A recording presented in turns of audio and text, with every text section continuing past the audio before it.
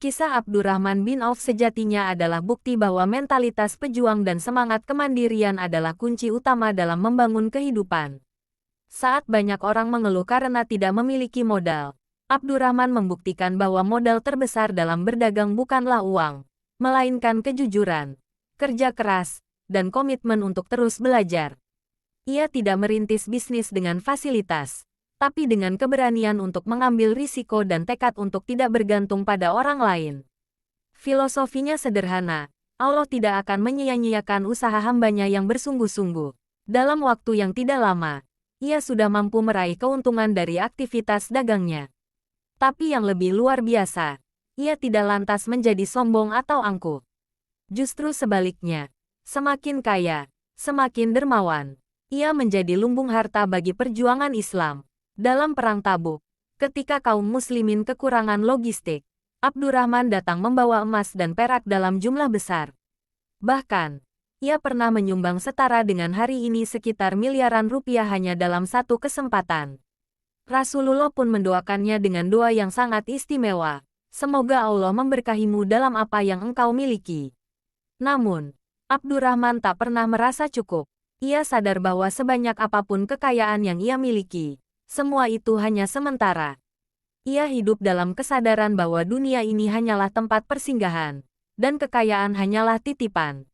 Dalam satu riwayat, saat mendengar kabar bahwa kafilah dagangnya baru saja tiba di Madinah dengan membawa ratusan unta dan barang dagangan, suara gemuruh membuat satu kota berguncang. Aisyah radhiyallahu anha sampai berkata, "Itulah kekayaan Abdurrahman bin Auf." Namun ketika mendengar kabar bahwa harta itu bisa digunakan untuk kebaikan umat, Abdurrahman langsung berkata, "Aku serahkan semuanya di jalan Allah." Tidak hanya itu, Abdurrahman juga menjadi contoh ideal dalam cara hidup yang seimbang. Ia tidak melupakan keluarganya, tidak mengabaikan urusan akhirat, dan tidak pula membiarkan kekayaan menjadikannya tamak. Ia tetap beribadah dengan khusyuk, tetap merendah dalam pergaulan, bahkan sering menangis mengingat perjuangan Nabi dan para sahabat yang syahid. Ia merasa malu hidup dalam kelimpahan, sementara para syuhada telah menyerahkan segalanya demi Islam. Dalam satu kisah, ia menangis saat melihat makanan mewah tersaji di hadapannya, sambil berkata, "Mus'ab bin Umair, yang jauh lebih mulia dariku, gugur dalam keadaan hanya memiliki sepotong kain yang tak cukup menutupi tubuhnya. Sedangkan aku..." Tangis itu adalah cermin dari hati yang jernih. Kekayaan tidak membuatnya keras, justru membuatnya lebih lembut. Itulah hakikat seorang muslim sejati, memiliki dunia di tangan, tapi tidak menaruhnya di hati. Ia tidak pernah menjadikan hartanya sebagai alat untuk menindas, tetapi sebagai sarana untuk menolong dan mengangkat martabat sesama. Ia membantu fakir miskin, menyantuni anak yatim, dan memperkuat ekonomi umat. Bahkan setelah wafat pun, warisannya masih memberikan manfaat yang besar bagi banyak orang. Satu hal yang menarik dari kisah ini adalah bagaimana Abdurrahman menjaga etika dalam bisnis.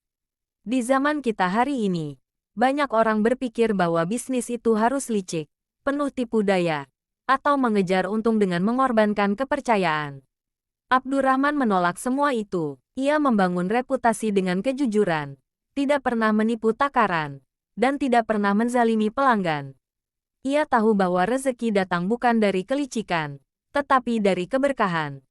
Dan keberkahan hanya datang kepada orang yang menjaga prinsip dan nilai. Kisah ini seharusnya menjadi cermin bagi pengusaha dan calon pengusaha muslim masa kini. Bahwa kita bisa sukses tanpa harus mengorbankan prinsip. Bahwa kita bisa kaya tanpa harus meninggalkan akhlak. Dan bahwa menjadi dermawan itu bukan hanya kewajiban sosial, tapi juga jalan menuju kebahagiaan sejati. Sebab tidak ada yang lebih membahagiakan daripada melihat harta kita menjadi sebab orang lain tersenyum, terbantu, dan terselamatkan. Hari ini, banyak dari kita merasa putus asa karena keterbatasan modal, akses, atau pendidikan. Tapi mari belajar dari Abdurrahman bin Auf. Ia memulai segalanya dari nol. Ia tidak mewarisi toko dari orang tuanya. Ia tidak memiliki jaringan luas saat awal merintis, tapi ia punya tekad, keyakinan, dan keberanian untuk mengambil langkah pertama. Ia punya semangat untuk terus berjalan, meski hasilnya belum terlihat di depan mata. Dan yang paling penting, ia punya hati yang tidak terpikat oleh dunia. Abdurrahman bin Auf telah meninggalkan dunia lebih dari 1400 tahun lalu, tapi kisah hidupnya masih menyala dan menginspirasi. Ia adalah teladan, bukan hanya dalam urusan bisnis, tapi juga dalam kehidupan. Ia membuktikan bahwa menjadi pengusaha bukan berarti harus meninggalkan agama. Justru, dengan niat yang benar, bisnis bisa menjadi jalan menuju surga. Karena sesungguhnya, sebaik-baik manusia adalah yang paling bermanfaat bagi orang lain.